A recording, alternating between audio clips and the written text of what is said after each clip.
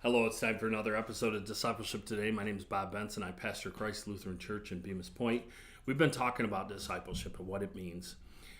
If we look at the example of Jesus Christ in Scripture, he had equipped and commissioned his disciples with specific responsibilities.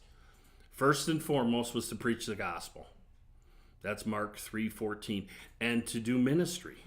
Scripture illustrates that Jesus often had a larger group of disciples, but it's clear that he invested more time in teaching during his last 3 years into these 12 men.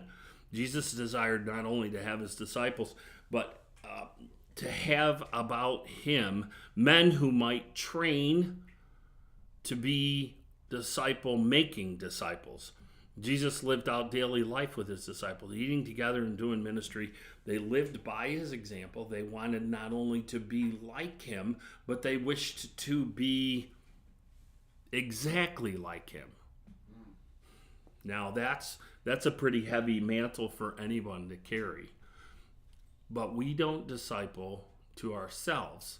It's a little different for us. As we disciple, we're discipling people to look more like Jesus. I don't want my disciples to look like me. I want my disciples to look more like Jesus. They're supposed to give as they receive. They're supposed to love one another as he loved them. That's John 13:34 and 35. Jesus taught his disciples how to pray. He related to them the necessity of those prayers. He demonstrated to his disciples of the importance of Scripture. In his dialogues with them, he referred to Old Testament 66 times just in the Gospels. His personal example, he showed the disciples that they needed to know and use the Scriptures regularly in their lives. And do we try and have those same priorities for our disciples?